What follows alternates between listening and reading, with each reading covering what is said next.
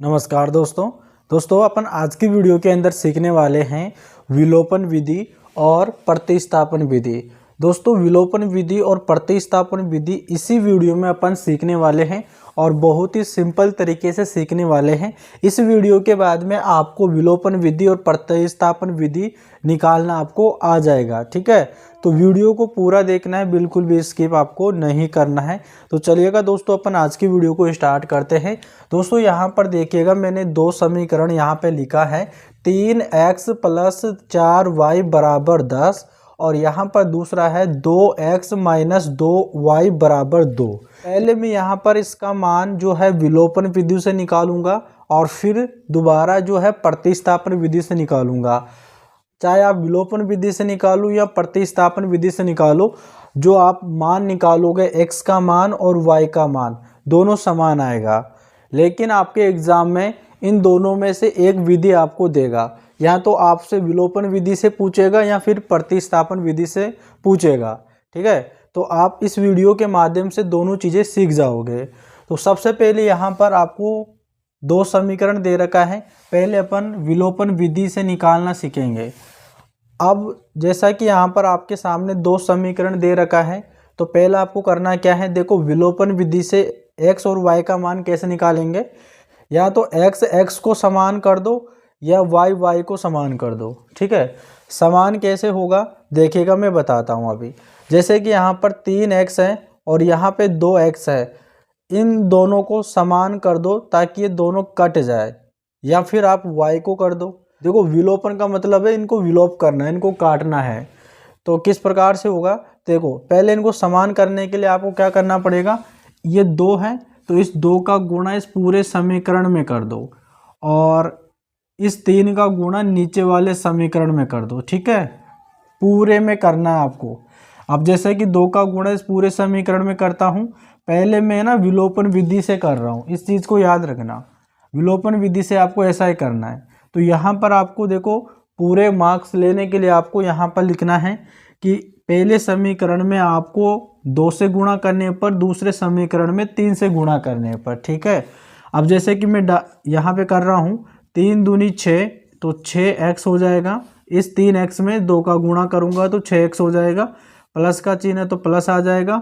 4 दूनी 8 और 8y हो जाएगा बराबर 10 का गुणा 2 में करूँगा तो 20 हो जाएगा।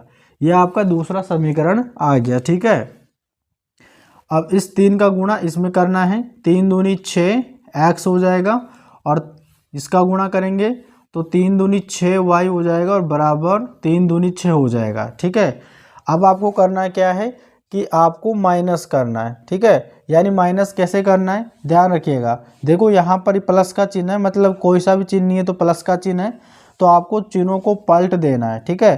चिन्हों को पलट देना है। अगर प्लस का चिन्ह है तो यहाँ पर माइनस का हो जाएगा, ये माइनस का चिन्ह तो प्लस का हो जाएगा और यहाँ पे प्लस का चिन्ह तो माइनस का हो जाएगा, ठीक है। यानी कि ये पहले समीकरण में से दूसरे समीकरण को घटाने पर, ठीक है। अब देखो यहाँ पर 6x है और यहाँ पर माइनस का 6x है, तो दोनों कट जाएगा और यहाँ पे 8y और प्लस का 8y है और यहाँ पे प्लस का 6y है, दोनों जुड़ जाएगा। 8 और 6 कितना होता है, 8 और 6 14, ठीक है। 14y होता है बराबर, और 20 में से अगर 6 माइनस करेंगे तो 14 आ जाएगा, ठीक है।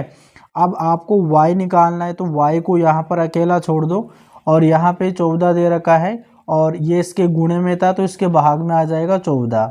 अब 14 में 14 का भाग लगाएंगे तो 1 आ जाएगा, y का मान 1 आ गया, ठीक है।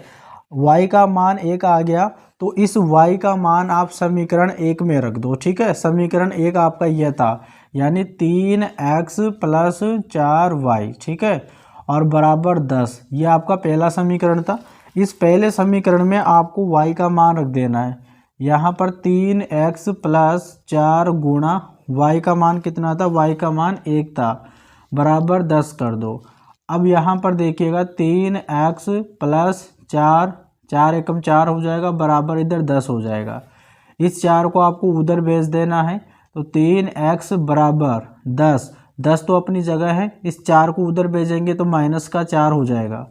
अब 3x बराबर कितना हो जाएगा, यहाँ पे 6 हो जाएगा, ठीक है। अब आपको x की वैल्यू चाहिए तो x बराबर 6/3 हो जाएगा। 3 एकम 3, 3 दूनी 6। x का मान 2 आ गया, यानी x का मान आ गया 2 और y का मान आ गया यहाँ पे 1 आ गया। ये इस प्रकार से आप है ना विलोपन विधि से निकाल सकते हो। ये विलोपन विधि से निकालने का तरीका है, ठीक है। इस प्रकार से आपको निकालना है।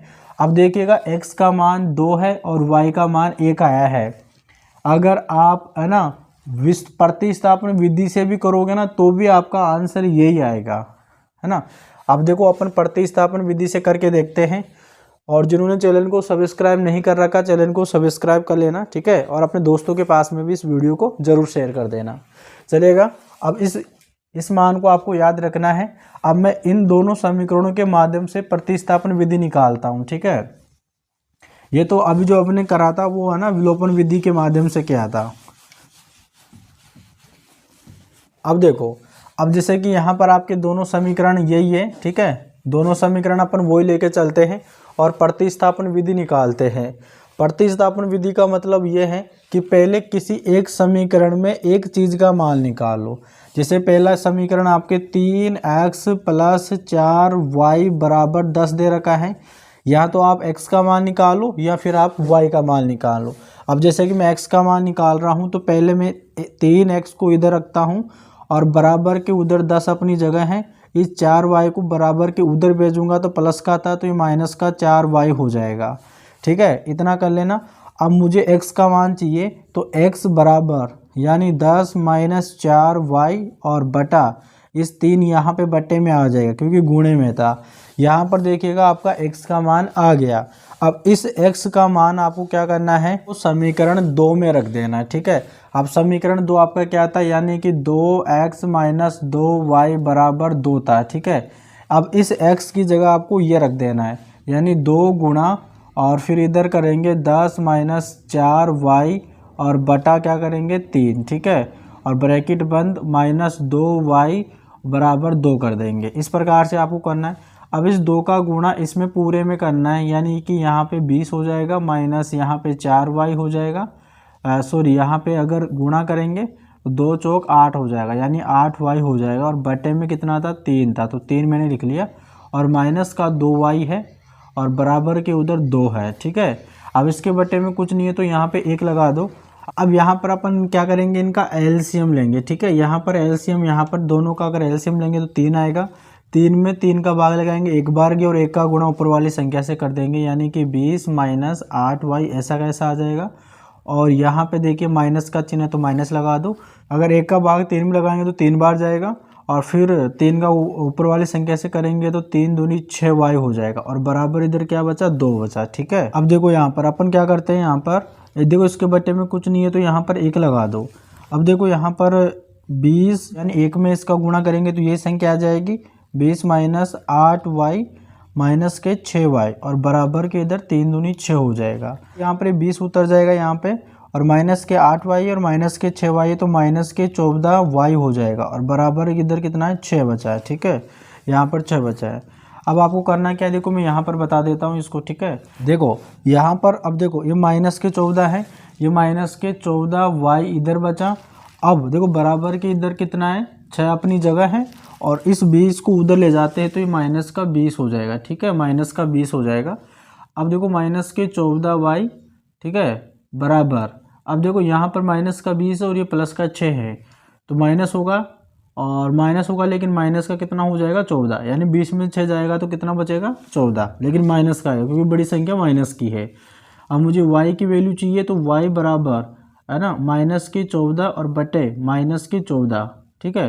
माइनस से माइनस कट गया और 14 एकम 14, यानी कि आपका y का मान क्या आ गया, 1 आ गया, ठीक है। यानी y की वैल्यू क्या आ गई, 1 आ गई।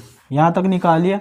अब y का मान आपको क्या करना है, समीकरण 1 में रख देना है, ठीक है। समीकरण 1 में रख देना, यहाँ पे लिख देना कि y का मान, ठीक है, यानी y का मान समीकरण 1 में रखने पर, ठीक है, y का मान समीकरण 1 में रखने पर। तो पहला समीकरण आपका क्या था, 3x, ठीक है।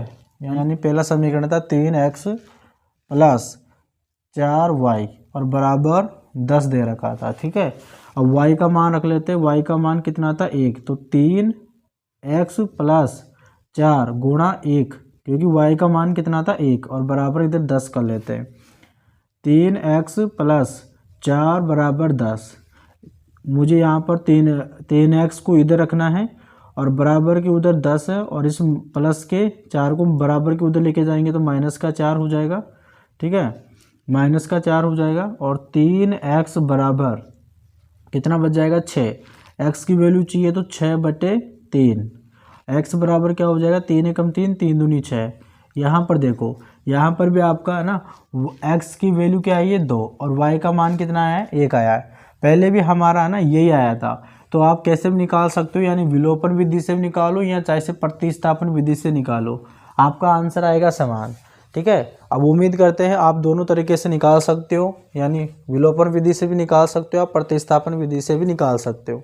अगर वीडियो अच्छा लगा हो तो चैनल को जरूर सब्सक्राइब कर लेना और वीडियो को लाइक भी कर देना। अपन मिलते हैं नेक्स्ट वीडियो में, तब तक के लिए धन्यवाद।